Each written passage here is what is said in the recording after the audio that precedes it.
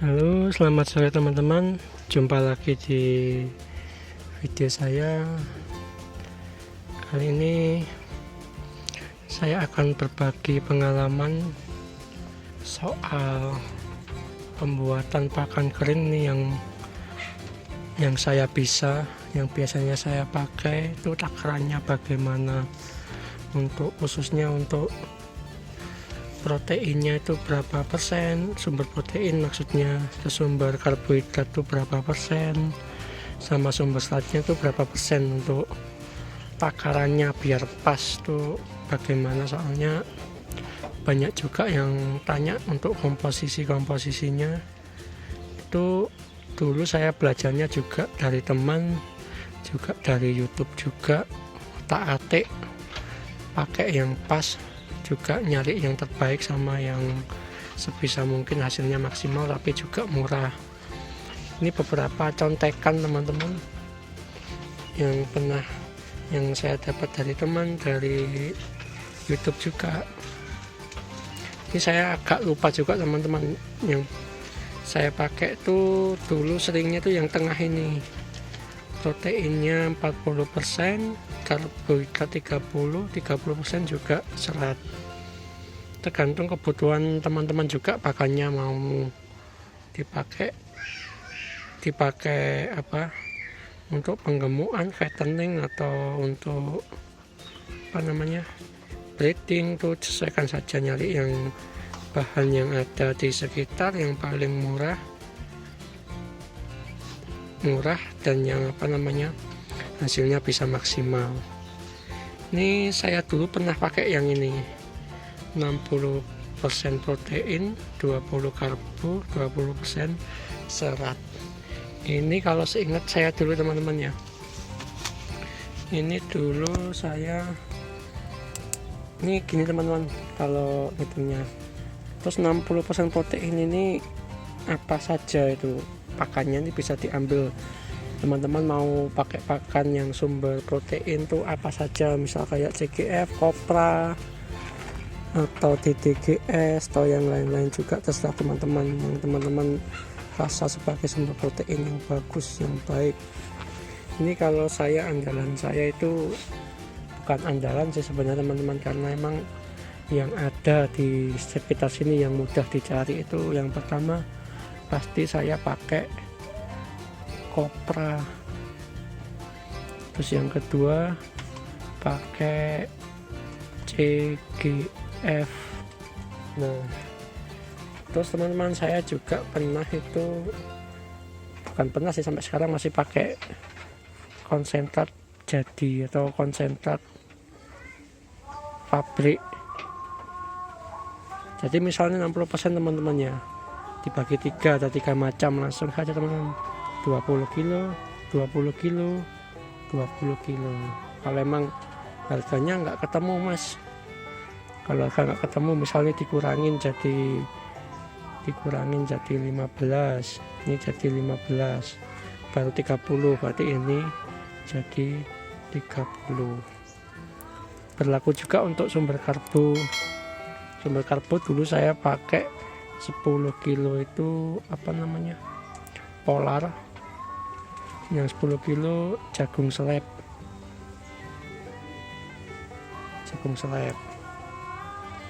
pas.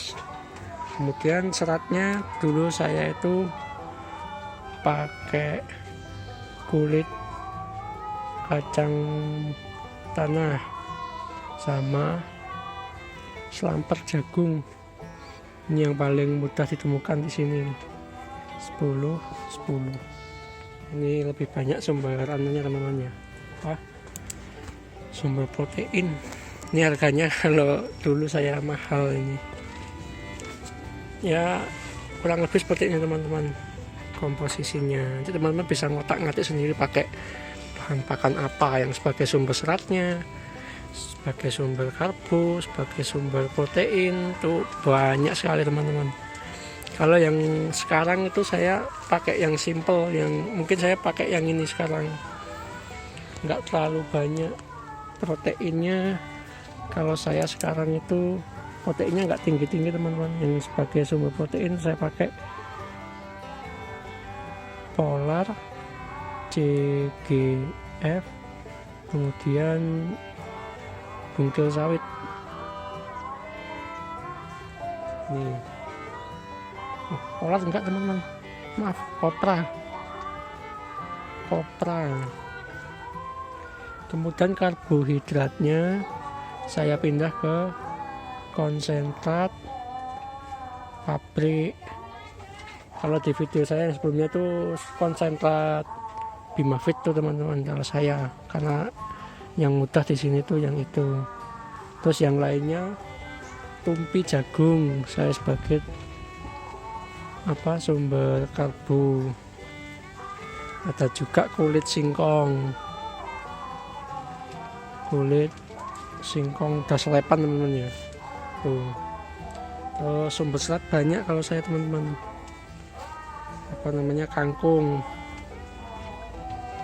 Kangkung, terus dendeng deli, selamper. Ini yang mudah-mudah di sini teman-teman. Terus kulit kopi.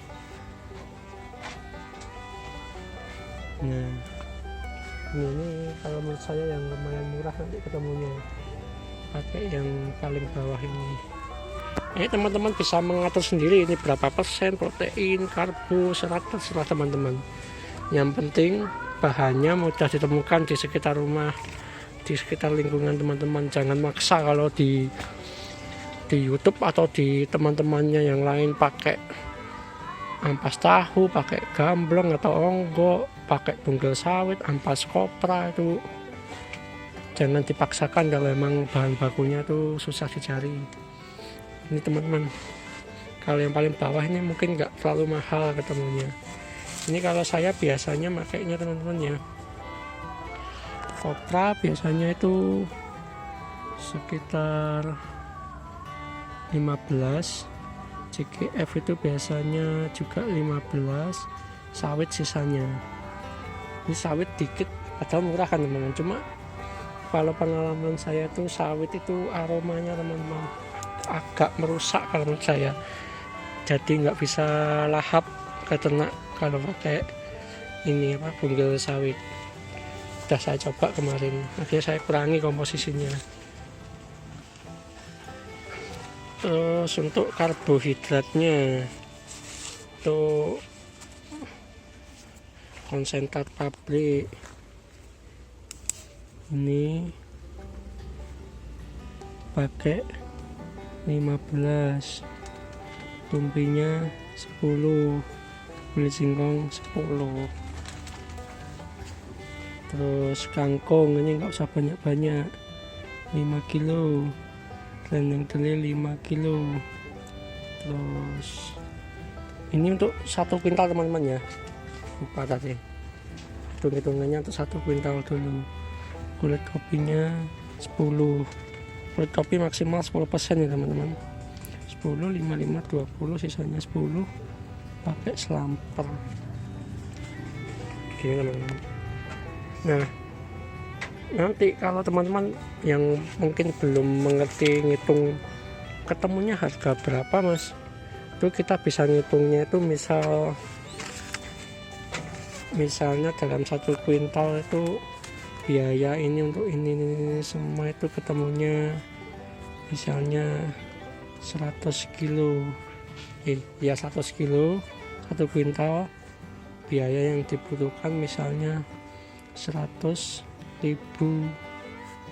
tinggal dibagi, jadi ketemunya per kilo cuma 1.000 rupiah misalnya ini teman-teman ya, misalnya seperti itu. Kalau untuk ngitung protein dan lain-lain itu saya nggak bisa menjelaskan karena susah, kecuali kalau kita mau diuji di laboratorium. Ini lagi makan ya teman-teman, makan sore. Baik teman-teman, mungkin ini saja atau itu saja video dari saya, dari pengalaman saya. Itu kalau saya ya pakai ini untuk reng-rengannya, untuk kasarannya begini. Nanti teman-teman bisa ngotak-ngatik sendiri, bisa modifikasi menyesuaikan di sekitar. Itu yang paling paling mudah ditemukan bahannya apa, sumber proteinnya itu ada apa saja, terus sumber karbonnya itu apa saja, itu bisa